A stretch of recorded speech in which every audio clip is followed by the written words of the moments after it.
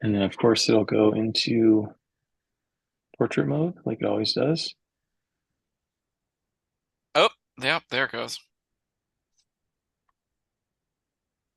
At least we anticipated it this time. Yeah, And we're back. You ready? I'm ready. All right. Hello, everybody, and welcome to the Captain's Quarters, the unofficial Star Trek rewatch podcast, where we are rewatching the entire Star Trek franchise, starting at the beginning of the official chronology. My name's Gabe. I'm with my co-captain Jason. Make it so, Jason. Hey, buddy, how are you? We also talk about other stuff, sometimes Star We Wars, we do. other pop culture stuff, but yeah. It's true. Yeah, a lot of '80s movies get sprinkled in because we're Yes. geriatric millennials. Yes. Yes. Yeah. Today we're talking about Star Trek Discovery, Season 1, Episode 8, called Si Vis Pacem Para Bellum, which I have no idea what that means. Do you Yeah, know what it you do. means? Yeah, you do. It in Latin, it's if you want peace, prepare for war, which is aptly named episode. Aptly. Hmm, I like that. If you want peace, prepare for war. I did not know that. Cool. Oh, So, Jason, I feel like the Star Trek gods listened to my pleas. y- They wanted, I've been asking for yeah. a, a Klingon battle war episode, Yeah. considering that's the whole premise of this series. Oh, And you're then, talking about that. Okay. I've got another one for you that I thought you were gonna say, actually. oh, I'm looking forward to hearing what that was. Okay, But go yeah, for it. so I've been kind of complaining that there hasn't been a lot of urgency, that they're supposedly in the middle of a war. And last episode, they literally had a dance party and they were going on jogs around disco. And this episode fulfilled that for me because it's, full on battle with the Klingons. A The disco has to go save another Starfleet ship, another Federation ship. Um, the Klingons have Gagarin. cloaking. Yeah, and the Klingons Yeah, the have U.S. Gagarin. cloaking technology. Named after And Yuri Gagarin, the who's that? famous Soviet cosmonaut. The first, Oh, the heady days of Yuri Gagarin from no, Hunt for Red October. But, sorry, anyways. Yuri Gagarin was the first man in space, a Soviet oh, cosmonaut. wow. Okay, Yeah. yeah. So the Klingons have cloaking technology, and so Disco has to drop in using their spore drive, and they fail. The ship gets blown up. So they have to figure out how are they going to stop these new Klingon ships with cloaking technology because Cole, the leader of the Klingons, has tapped into the ghost ship from like the first episode, and he's using it to enable all the Klingon ships to have cloaking technology. So Disco goes to a planet called Parvo, and Saru, Burnham, and Tyler go to the surface. And so the thing is with Parvo, it's kind of like Pandora from Avatar, aesthetically, Oh, yeah, yeah, yeah. but very, very natural and glowy kind of forest. It emits a frequency and it has this like crystal transmitter jutting way out of the surface. And they want to harness this frequency because they think that it will help them as like sonar to detect invisible Klingon ships. But Saru, as we learn, has hypersensitivity to the frequency, but the frequency also is kind of manifests by the inhabitants of this planet that are kind of this energy field that kind of manifests into like beings and interacts with Saru. And we learn that his species, they're so good at surviving because they live under constant fear. And so they have really heightened senses. So on this planet, his fear is reduced. He gets kind of seduced by this cessation of fear. He's never had this, and he becomes it warps him, it changes him. So he actually tries to kind of sabotage the mission and tries to get them to stay on the planet. But Burnham defeats disillusioned Saru, and they are able to get a signal out. I believe it's going to be a two-parter because it sort of ends on a cliffhanger. Because um, in a previous episode, an admiral Cornwall was ambushed by some Klingons and captured. So so the other arc in this episode is her as a prisoner, and her captors is Cole, the like supreme leader right now of the Klingons, but also Laurel, a female Klingon who we've met, interrogates Cornwall, Cornwell, and we learn that Laurel is trying to defect. She tries to escape with Cornwell. They get captured. So then Laurel knocks out Cornwell, possibly kills her. We don't know. But then Laurel is sentenced to death. And the signal that was sent out from Parvo was intercepted not only by Disco, it was also intercepted by Cole's ship. And that's kind of the cliffhanger that ends on. And that's my most succinct That was great. synopsis. That was great. As usual. That was brilliant. That was really good. Yeah. Yeah, that was awesome. So again, I've been talking about how I thought it was weird that the show about Klingon War had very little Klingon War, and this episode, I feel like nailed it, and it also I think justified what you were talking about because you were saying I think it was last episode where you felt like it was maybe a budgetary decision. It was like they Yeah. needed an enclosed sort of in the bottle episode Yeah. where they didn't have a lot of CGI. They didn't really go anywhere. It was all kind of contained on set. Yeah. And I think you might have been exactly right because this episode was full of it, man. I Yeah. mean, nonstop CGI. Even the moments when they were on the planet when nothing was really happening, it was all just visually computer generated and Yeah. everything's glowing and swirling and um, so I think you're right there. Um, Before and you I thought before that you was move yeah, on, yeah, man. you think it's only gonna be a two-parter? I it felt like Hmm. a multi-part, Yeah, I like hope it is that more. will keep coming back to Pavo. Yeah, I hope so for sure. I hope Yeah. so.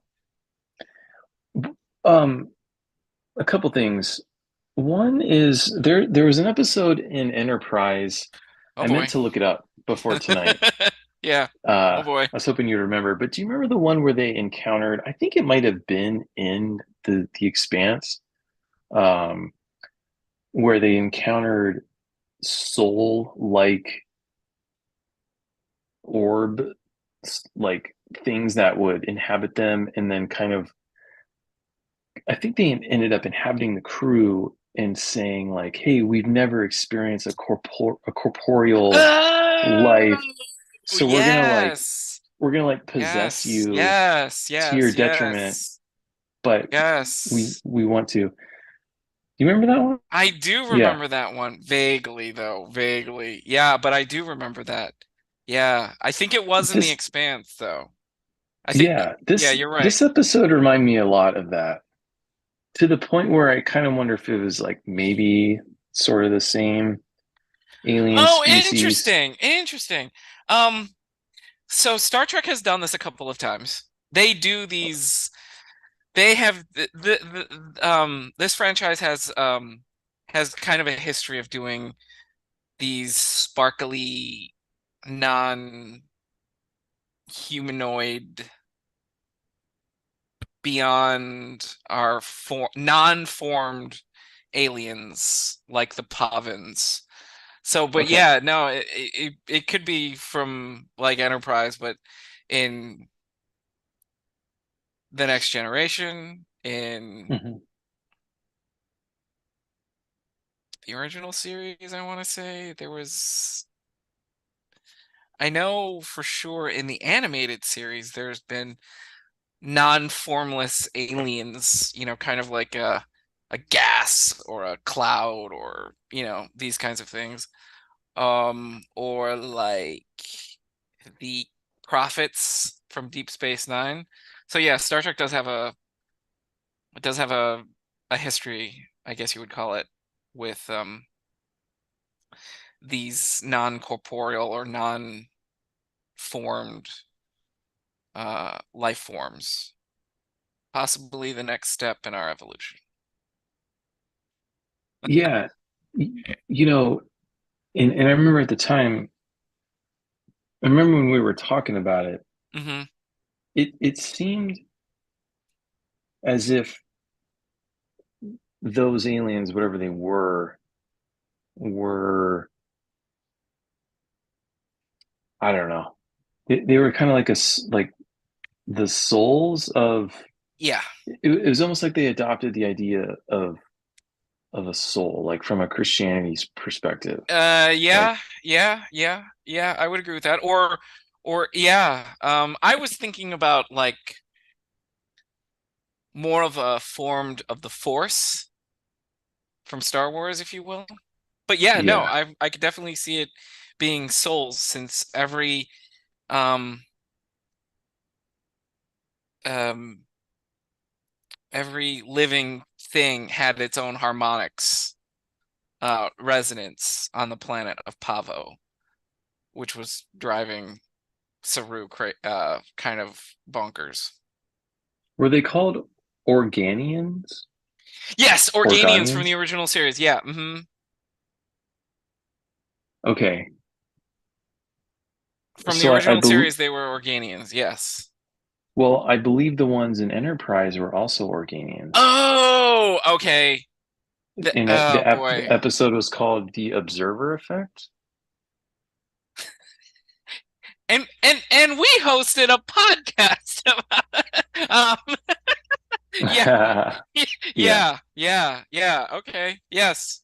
There you go. All right. No, I'm Oh sorry. no. No, that was the one. I'm wrong. I mean, I'm on the right track, but that was the one where Lieutenant Reed was possessed by one and they're playing chess. And we never really see the Organians. We just see like Reed, but he's not Reed. Oh, okay. Yeah, it wasn't that one. Okay. Again, these two dudes hosted a podcast about and talked about it at nauseum. Yeah, I know. I wish. It was a long while ago. What season? Yeah, man. I thought it was three. Okay, So all right. yeah, Okay. but it could have been late in season two. Maybe it was the crossing. Could it have been the crossing? I guess what I'm getting at though is I wonder if there's a literal connection. Like I know you're saying thematically they've done it throughout the history Hmm. of the franchise, but I just wonder if there's a more literal connection. I'd be Oh, I interested don't to know know. that. Yeah, that's an interesting question. Yeah. Yeah, okay. I think it was season two, episode 18 called The Crossing, and it was Okay, these like okay. wisps. Yeah, and Okay. these wisps kind of possess the crewmates, Okay. and Okay. Okay. yeah, I don't know. I guess it's maybe they're just similar and not a direct connection. It's not like those wisps that we saw in Enterprise were from Parvo, right? Right. No, yeah, I don't think so. Yeah. I don't think so. Yeah. Okay. All right. That's all I was getting at. Okay. Um, and then, so the other thing, so I liked about this episode is that Saru, he has a pretty drastic character change. He Mm-hmm. he gets possessed, Uh-huh. and but what I liked about it is there was a lot of times in Enterprise when someone would get possessed, like we just talked about, really, like with the Yeah, Organians, yeah, and they're literally possessed, and we see like a drastic character change, yeah. and you attribute it to because they're a host for something else, Yes. And they and so they're take just like, on the personality yeah, of right, said and so, but alien. like for me when I was watching it, it was more of like a an exercise in like in acting, like his acting school is like, oh, check out how this actor can flip from good to evil, um you know, on a whim. Like, isn't that impressive that they can do it? But I think in this case, Saru was legitimately, like, he was still himself throughout this episode. Hmm. He Hmm. wasn't Hmm. he wasn't under the influence of Hmm. another being. Hmm. He wasn't possessed. There wasn't some ghost pulling the strings inside of him. Hmm. And I thought that was cool. That was unique, and that they went there, that they actually went to the place where he was capable of like breaking regulations, mutiny, assaulting fellow officers, and for his own benefit, his own desires, Hmm. and you could empathize with him, that it was like that Absolutely. seductive, Yeah, absolutely. that this one moment, because he says, I've never had a moment in my entire life without fear Yeah, until I went to this planet. yeah. And I thought that was pretty cool. And I'm so glad you brought that up because Yeah. I wrote down in my notes. I don't take many, but I take some during episodes. Um, but I actually kind of got emotional from Doug Jones's performance actually, because Yeah. it was incredibly moving, especially when they beam him back to Disco and Hmm. he crumples down on the transporter pad. And then in the medical bay or in sick bay, you don't know if he's mad at Burnham at first, but you don't know if he's mad or what he's feeling actually. And it's amazing that it was actually like guilt. He was like, I could have killed you both, meaning Burnham and Tyler, right? Yeah. Hmm. And sacrificed this entire mission, the whole shebang. And I thought Hmm. that performance, I think his name is Doug Jones. Please correct me if I'm wrong. The actor who plays Saru. And then the other thing that I wanted to get to and talk and contribute to that is that it was kind of like this drug, right? I mean, can you imagine living in fear and constant fear and running Yeah. for your life all and just feeling that, but then Hmm. feeling that sense of peace,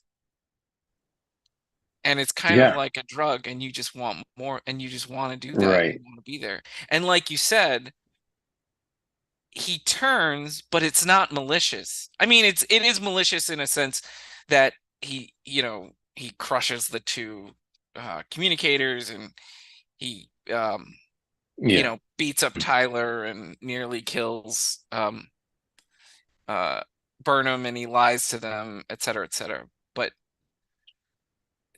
there's that calmness to him that you felt, and you're like, Sure. oh, Yeah. And how could you not empathize with that? yeah, absolutely. You're right. It is Doug Jones. So his species, he's a Kelpian. And is that the We first time we've heard that? I wrote that down, but I wasn't sure. definitely, not that I'm not the most observant person, but that was certainly the first recollection I have of that. But so we don't know how old he is, but assume Yeah, he's, middle age or something. But so you have to empathize. His entire life yeah, is fear, and then he yeah, has this experience where it's it's absent. So yeah, of course he's like, I don't want to leave here. How Yeah, could you want to yeah, leave there? yeah, The hell yeah. with duty and everything And else.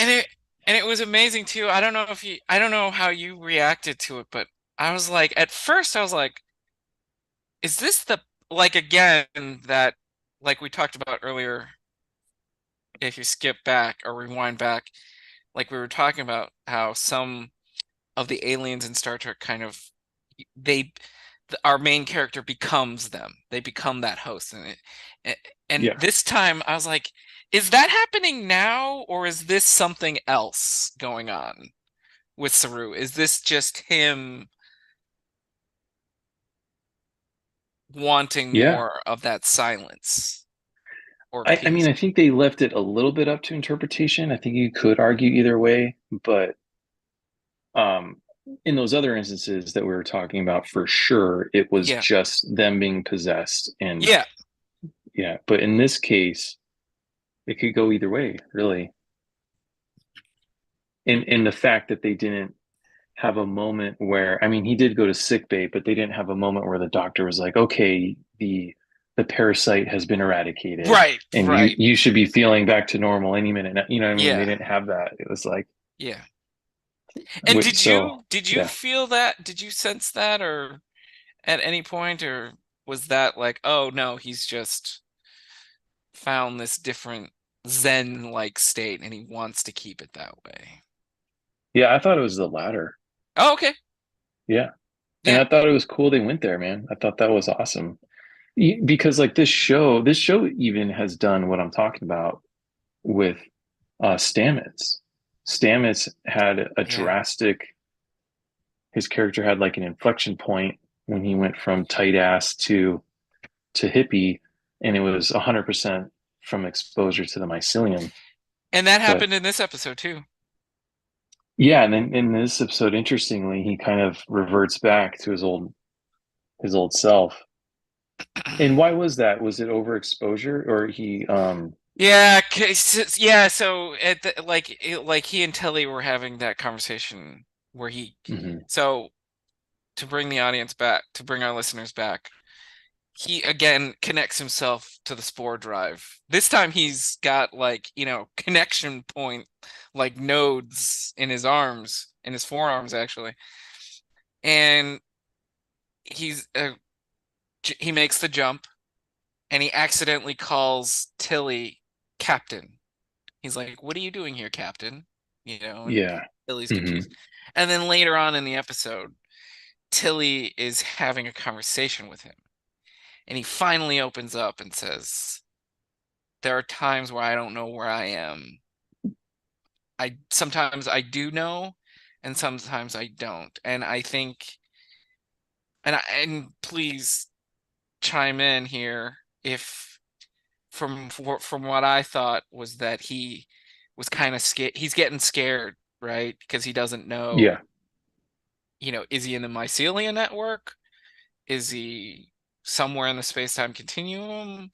Is he on Discovery? Sure. Yeah. You know, who knows? And so I Yeah. think And being they that really tight drive ass, that home, showing because like I think this is the first time we see him in the drive. yeah, Um, and you really get a sense of like viscerally like how kind of messed up this is that yeah, yeah, he's the key component of this yeah, drive, yeah, this human experiment. Um, and yeah, no, I think we're seeing the effects of why this is bad. yeah. You And know, then like why eugenics was banned and yes, and that type of thing. yes. And I'm glad you bring that up because then they talk about medical ethics because his partner is the doctor. And it's like, he can't implicate him, right? He can't, and if his partner doctor treats him, he's complicit to this illegal thing and would ruin his career Right. and all that kind of stuff. And I thought that was a pretty cool, tender moment from him. that he can't that he's this hard ass, but deep down, he does care. Yeah, and that brings me to probably my only criticism of this episode because I Oh, really like okay. this episode a lot. Oh, yeah. But Burnham, so on Parvo, when they do discover these wisps, she she is very strict about adhering to first contact protocol, Mm-hmm. and she says, okay, we can't go to the transmitter. We need to drop everything we're doing and we need to initiate first contact protocol right now. Yeah. And it's like, okay, well, she's like such a hard ass on these rules, but yet she's on a ship that's like clearly violating like every Yeah. um as you said, medical ethics. Yeah. Like, Yeah. you know, how could she really like tolerate that, but then Yeah. be such a hard ass in every other regard? So, and same thing with Saru, really. I mean, I can't even imagine him not reporting that. He's like such a rule follower, you know? Um, but Do you just think a that little the war nitpicky though thing. has, you know, the war kind of changes it a little bit? Oh, that's a good question though, because is all of Starfleet in the know of what's going on with Stamets? Do they know that Stamets is Yeah, I don't think so. a tardigrade? Yeah, I don't think so. I don't think he's yeah, I don't think people know Okay. off the ship in broader I don't Starfleet. think so either. Yeah. Yeah. So just a little nitpicky thing, really. Yeah, I could see that. But I mean, really, if either one of them, Saru or Burnham, had a problem, they'd be up against Lorca. They would lose that argument every single time. So maybe they had the argument and they lost. But I do still think though the appropriate thing to do in that case, if you're following the letter of the law, would be to like go around Lorca and tell his superiors. I don't know. Yeah, okay, so the only pushback I would say, and it's loose. I mean it's very loose. But Yeah. and it's another it's an it's another Latin phrase, Hmm. but it's also an episode of Deep Space Nine, and it's called Inter Arma Enim Silent Legis, which in Latin, for among arms, the laws are silent, which Hmm. is I think it's the literal translation, but I think but it's more popularly known as in times of war, the law Yeah. falls silent. And so I think in a lot of ways, Burnham, Saru, and again, chime in here and disagree if you think differently, obviously. But I think there's that broader war going on, and even Burnham and Saru are wanting to do everything to win and beat the Klingons. Hmm. Yeah, for sure. Totally agree. And obviously Burnham is like societally she's in the lowest rung. Yeah,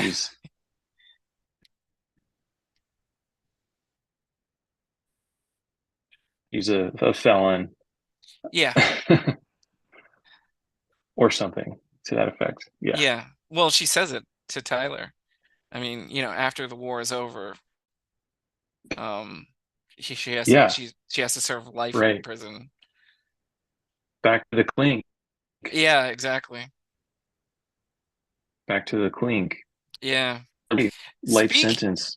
Which speaking of honestly, which, I don't think I knew that. I thought that she was commuted for good. I thought her sentence was. I Yeah, didn't think I knew that once I the war don't sentence know. was I that. don't know if that's actually true. I agree.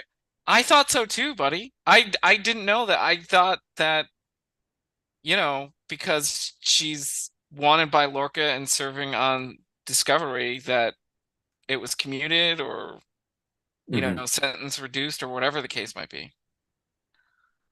Yeah, crazy. And again, it might only be her impression that logically that she's has to do that, and she herself doesn't even know. But who knows? Right.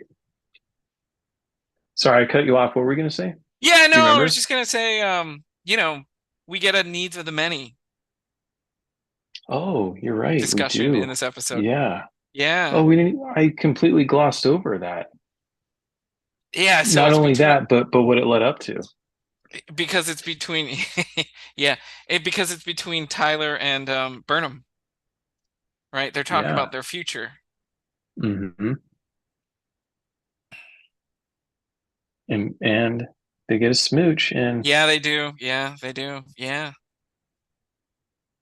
she previously expressed her feelings about Tyler. Mm-hmm. Turns out they were real, Mutual. and they end up having a kiss, Yeah.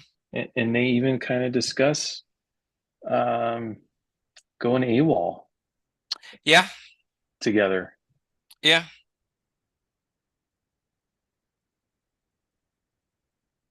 That was actually a great scene, honestly. The romance between them in that setting on Parvo, because it was on Parvo, everything was glowing and Yeah. swirling, and backdrop is Incredibly beautiful and romantic. natural. I mean, how Yeah, could you not, right? yeah, What good do you for think of her. the what do you think of the how fast it's been? We're 8 episodes in and we've already got a maybe burgeoning relationship. Who knows? It's fitting though. What was her secret in the last episode? Never been Uh, kissed that she had never been or never been kissed. in love. Yeah, Yeah, she yeah, never been in love. or was it never kissed? You got me questioning that now. Yeah. Um, Either way, yeah, her we we know how special this was. I mean, we assumed, but I mean, we know directly I think from it's her never that been kissed. Yeah, I think you're right. It yeah. was never been kissed. Yeah. So that's pretty cool that we got that this episode. So, um, yeah. What did you think, man? We haven't talked about the other storyline though. Oh, Laurel and Cole and Cornwell. talked a Laurel little bit about it. defecting and Yeah. helping Hmm. Cornwell stage like a prison break. Yeah. So, do you think that Cornwell is dead? No, I think she's alive. Yeah, And I can't imagine that she's dead. yeah, I think she's alive. And I think because the two guards were there, right, and questioning why she was why Laurel was taking Cornwell out of her cell, and she had to make it look like she kills her, right? And then she drags Mm. her to her shuttle, which is how I think she escapes in a future episode, maybe even the next one. And let's see what happens Yeah. to Laurel now. Right. Yeah. I honestly thought she was dead. Well, no, I'm sorry. Let me back up. I mix up Laurel and Dwight's girl. Oh, Cornwell. No, no, no, no. No? Dwight Schrute, um, Dwayne Wilson. Oh, you mean no, Tyler's. Was it Tyler? Yeah, Tyler was the one, right? He was the one involved with the Klingon woman. Or oh, you're right. You're right. Wasn't he? It was one of He was them. It the was either boy Rainn toy, Wilson. right? Yeah. Yeah. Was that Laurel? Yeah, I think so. Wasn't it? I'm pretty sure it was. Yeah. Because then when Yeah. they're escaping, he's the one that like completely scars her. Or was it Lorca? It was one of them. Yeah, Yeah. boy. And these two host a podcast about um yeah, that's why he was being kept alive was because he was her, you know, prison boy toy. Can we say that? So yeah, so I mean, now we know when she was attacked, it created a huge scar on her face, but Yes. I thought she was dead. Yeah, But no. but also like she's flip-flopped, her character's flip-flopped because Yeah. Vok, Yes. the torchbearer Vok, early on in this series, The literal the white successor, Klingon. yeah, the successor to Takuvma, The outcast though, yeah, at the Laurel same was time. helping, yeah, Yeah. helping him. And she was like one of the good guys. But then they had that episode where she was like um, a sex trafficker basically for Tyler, Basically. Basically.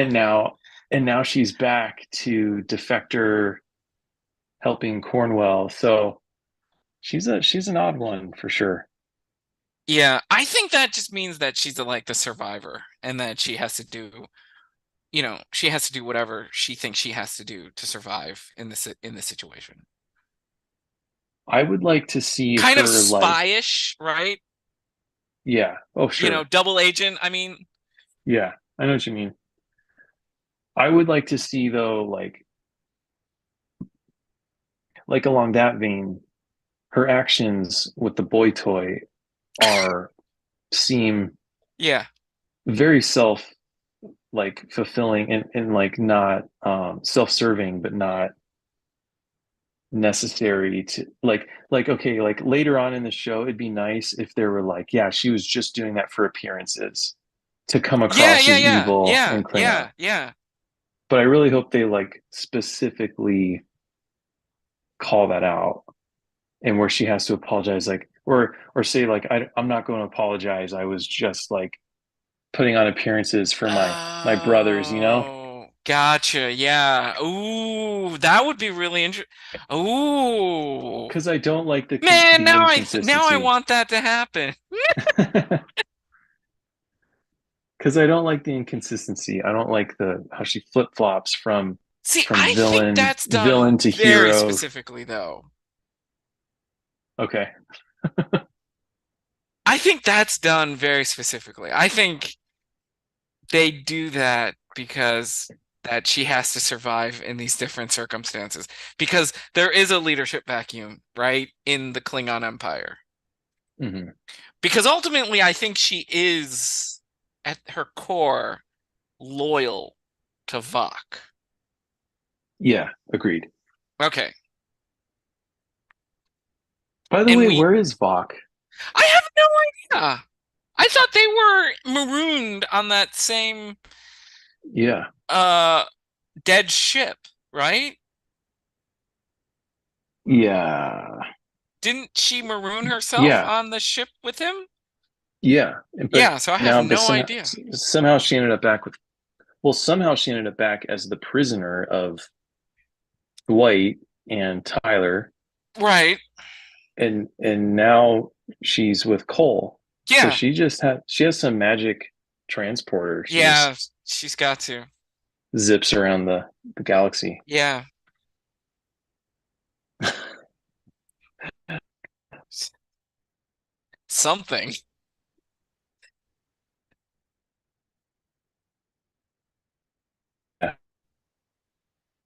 All right, man. What would you give this episode? Uh, one Any last thing. picks? This is the thing that I thought you were gonna say. But then again, you were really wanting a Klingon war battle episode. Um, but we get a little bit of bridge crew. Yeah. Detmer, Reese, Bryce. Oh, dude. Arium, Wait, what? a Washikung. Yeah, you don't remember? Other No, I got Ariana, but said those other names? Yeah. Lorca. Okay, so you're gonna Am I have to go losing back. anybody? Yeah, so you're gonna have to go back. It's only Or, like a few minutes. or is there, okay. And you're gonna have to go back because it's they're on the bridge and they're fighting the Klingons protecting the Gagarin.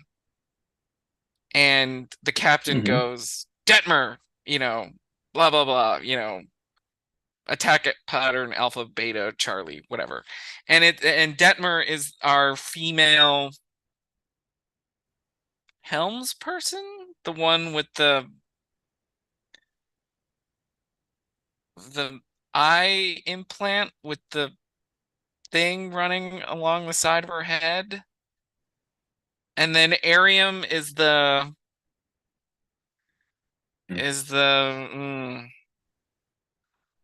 So is I the that odd, the like Android. yeah, the android kind of deal, female officer. Yeah. So we get a little bit, not much, but we get some names at least to the bridge crew. And I thought that was one of the things that you were going to bring up. No, you're totally right. That was on my list. And let me just check in real quick. Can you hear me right now? Our Yeah, I can. internet is Yeah, being weird. you're good Okay. now. Yeah, that definitely was one of the things I was going to bring up because I caught the Arium one. And I was like, oh, they said Arium. They said the name because I've been complaining this whole series Yeah, about yeah, how we don't know the bridge at all. yeah, We don't know yeah, anything about them, and where like Enterprise was all about the bridge. yeah, But but I did not catch that he said other names. So yeah. what was Redhead with the thing on her eye? What was she called? Detmer, I believe. Detmer. Okay. And Yeah, then he and then said other ones? we get a Reese. We get Wow. I think Reese is the tactical officer. We get Wow. a Bryce, and we get an Awarshikung. Wow. Okay. Yeah. So Totally go missed those other back. ones. So go back, and because it's just a few minutes of the fighting Yeah. in the beginning Hmm. of the episode where they're protecting the Gagarin and they're on the Yeah. bridge. Hmm. So yeah, Awesome. we might be I getting love more. that. Yeah. It is a little weird that there's one tactical person. Yeah. Like like in Star Wars on a Star Destroyer, there's multiple gunners. There's there's like every gun has a person stationed at it Hmm. who's shooting. Hmm. And it feels like in Star Trek, there's one person Yeah. pulling the trigger. Yeah. And I don't know about I don't know about you, but I feel like if there's two people, that might up your chances a little bit. Yeah. You could be So, shooting in multiple so, directions. yeah. So in that vein, Star Trek, the Federation starships are much more. The weapons are much more. Oh boy, this is gonna get real nerdy. They're much more defensive than offensive. Yeah, that makes sense. So, hence the one chief tactical Hmm. person, you know, and however many people are loading the torpedo bays if it's not automated or whatever the case might be on a starship. But in a pinch, that it becomes a little bit of a problem. Yeah, it can be, but the, as Guinan says, these aren't ships of war, these are ships of peace. Nice. What All would right, you give buddy. What? this? Oh, I know you. yeah. I'd give this one like a B plus. Okay, Yeah, okay, yeah, and I'm pretty strict too about my grading, so that's yeah, high. yeah. No, I know, I That's high. know. Yeah, I know. Yeah, yeah. I think I would give this a lieutenant commander 2.5 pips on that. Okay, Yeah, solid. it was a solid episode. Yeah. Was it a memorable one? No, but it was a solid. Like it was a good Okay. episode. Sure. Yeah, I see what you mean. It's not going to go down in the annals of Star Trek Yeah, history as one of the greats, but I, yeah, it was a very solid episode.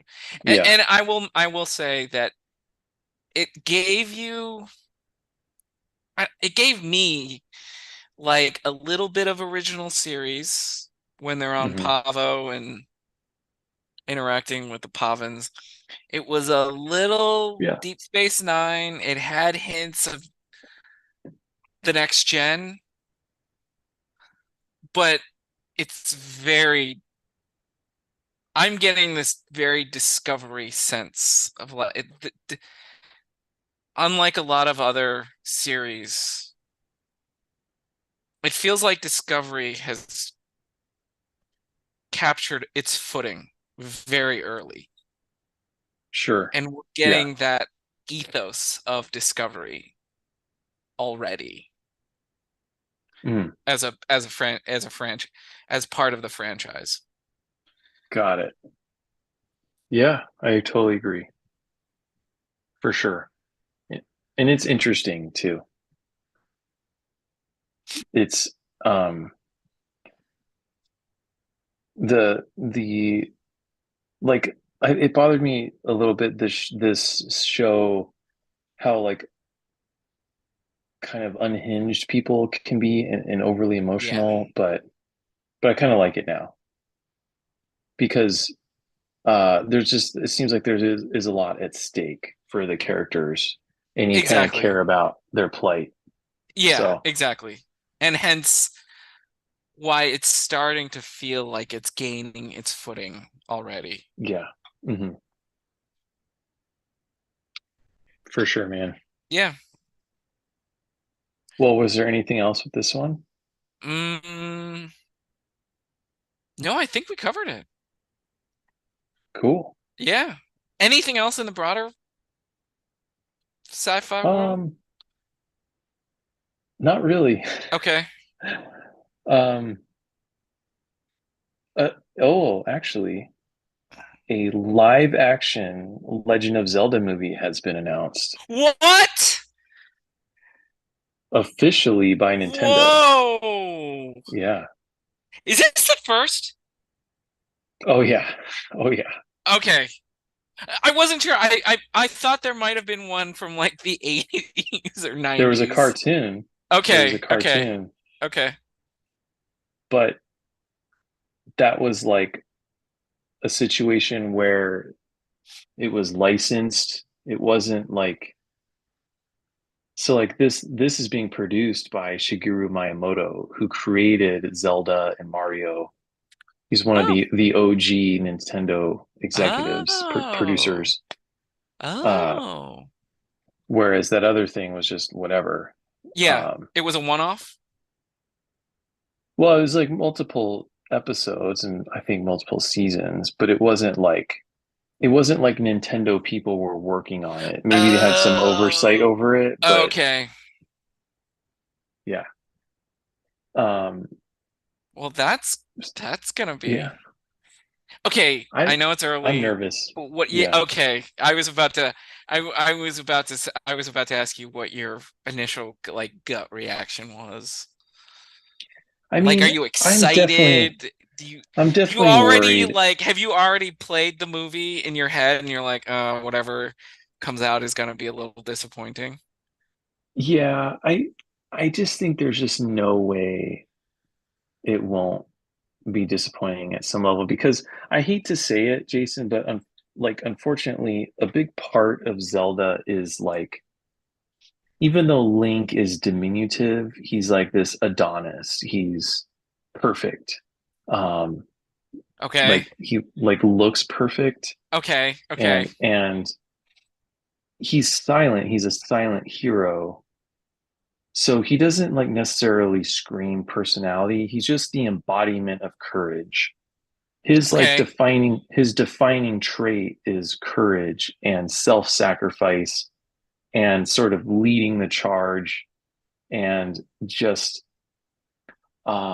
completely putting himself in harm's way for the greater good. Okay. he's a lot, like very, very basic, generic sort of archetype hero, like Yeah, yeah, yeah. monomyth hero. Yeah. Supermanish So in some yeah, ways. but Yeah. so because of that, like his look is really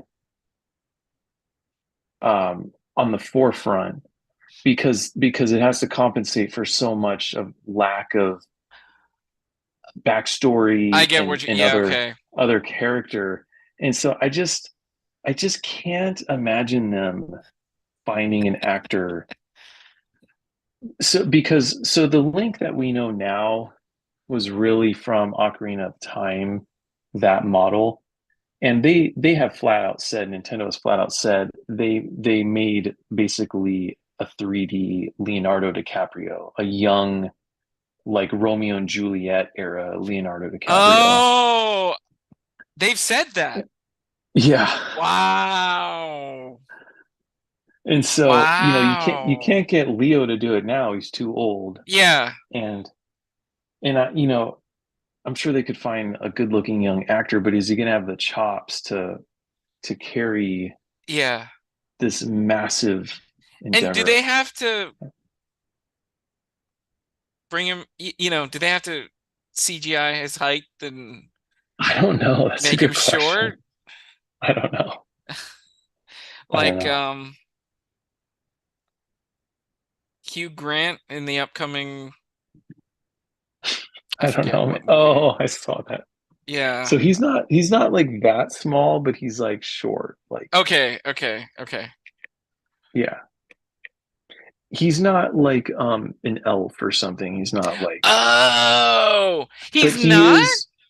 but he wears the No, little elf I shoes know. and I mean, it's definitely a reference to that, but he's a human, and they have the pointy ears, but the Hylians do, but they're human.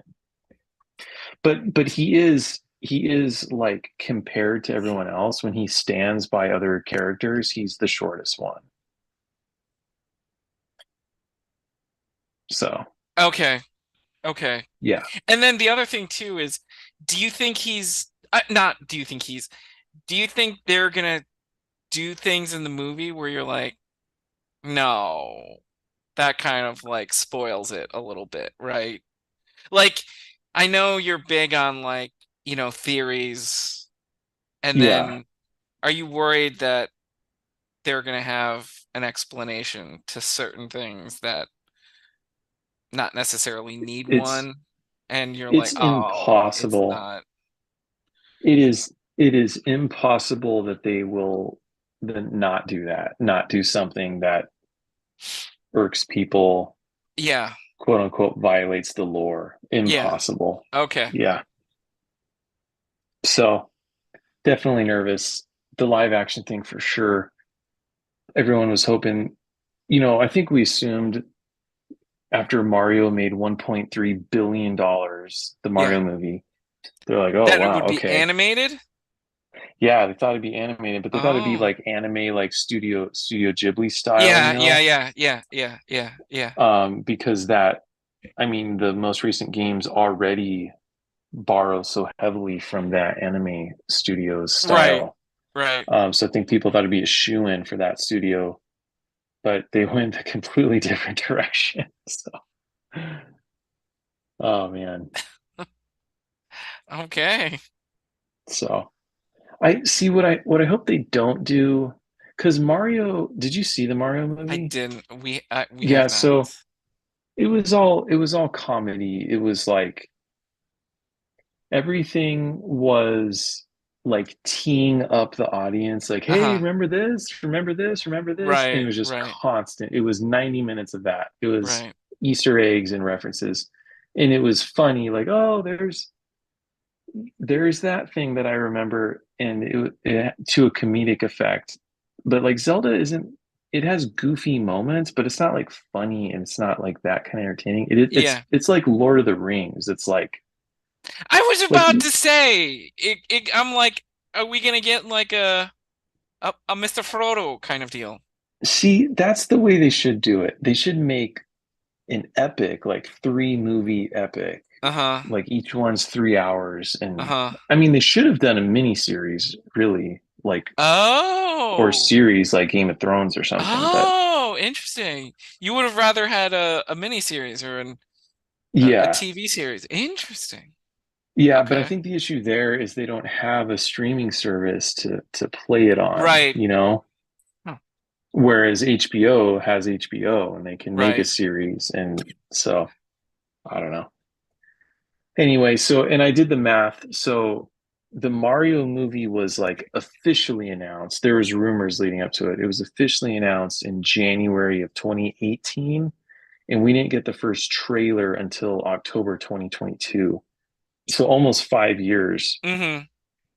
So this was just officially announced a few days ago, but Do you think we're it's not gonna gonna take that we're not gonna long? see I anything mean, for do you like think there will be yeah, hiccups and bumps in the road to kind of no, well, I mean, for sure COVID would have disrupted that right. from 2018 to 22. COVID had to have some Sure, impact sure, there. sure, sure, sure, So, sure.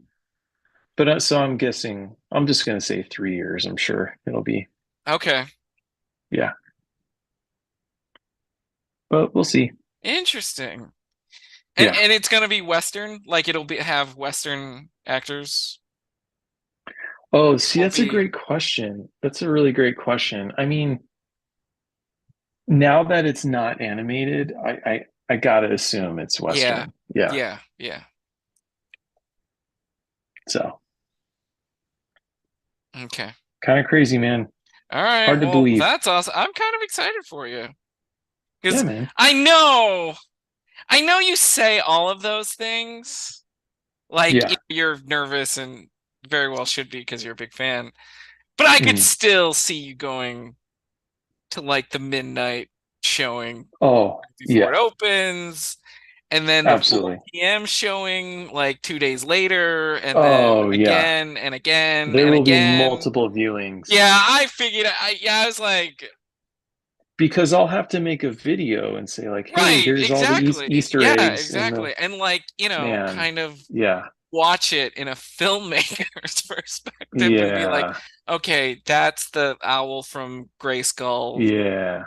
Mm-hmm. whatever, and then that's the Yeah. cherries from the Knights of Ren or the Woods of Ren, whatever. You're right.